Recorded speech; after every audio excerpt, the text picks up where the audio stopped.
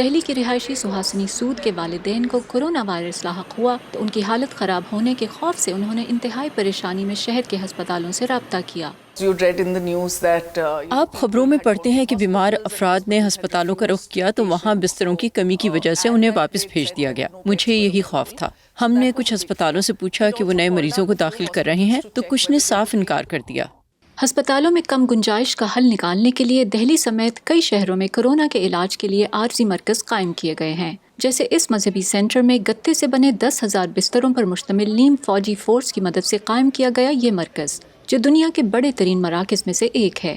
ایسے میں دہلی کے پاس ٹرین کوچز، ہوٹلز اور شادی ہالز کو عارضی صحت مراکز میں تبدیل کرنے کے علاوہ کوئی چارہ نہ تھا۔ بھارت میں صحت عامہ کے شعبے پر انتہائی کم خرچ کیا جاتا ہے۔ 1,000 افراد کے لیے ہسپتال کے 2.5 بستر دنیا میں ایک معمول ہے، لیکن بھارت میں 1,000 لوگوں کے لیے یہ تعداد 0.7 کی ہے۔ گنجان آباد شہروں میں کورونا کیسز میں اضافے اور صحت عامہ کی ناکافی سہولیات کی وجہ سے آئی ٹی ہب بنگلور سمیت کئی علاقوں میں لاک ڈاؤن کرنا پڑا، لیکن دہلی میں ایک امید کی کرن ابھی باقی ہے۔ نئے کورونا کیسز میں اضافے کے ساتھ ہی ایسے افراد میں کمی ہو رہی ہے جنہیں انتہائی نگہداشت اور وینٹیلیٹرز کی ضرورت ہے۔ اس لیے آج کووڈ کا علاج فراہم کرنے والے ہسپتالوں میں خالی بستر موجود ہیں۔ اس کی ایک وجہ یہ بھی ہے کہ اس عالمی بحران کے 3 ماہ گزرنے کے ساتھ ڈاکٹرز کو بہتر انداز میں اس سے نمٹنے کا طریقہ سمجھ آ گیا ہے، جیسے سہاسنی کے والدین گھر پر ہی صحت یاب ہوئے۔ کچھ عرصے بعد ہمیں سمجھ آئی کہ کورونا کے محض 15% مریضوں کو ہسپتال اور 5% کو انتہائی نگہداشت کی ضرورت ہوگی۔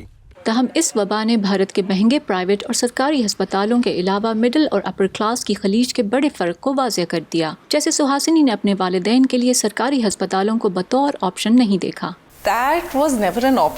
اس کا کوئی امکان نہیں تھا۔ سرکاری ہسپتالوں کے بارے میں تصور کیا جاتا ہے کہ وہاں حفظان صحت کے بنیادی اصولوں کو مد نظر نہیں رکھا جاتا۔ وہاں میرے والد کو کوئی اور بیماری لگ جاتی۔ آیا بھارت اپنی صحت عامہ کی سہولیات میں بہتری لائے گا یا نہیں، یہ دیکھنا ابھی باقی ہے۔ فی الحال کورونا سے سب سے زیادہ متاثرہ ممالک کی فہرست میں 3 نمبر پر موجود بھارت اس مرض سے مقابلہ کرنے کی کوشش کر رہا ہے۔ انجنا پسریچا کے ساتھ فائزہ بخاری، وائس آف امریکہ۔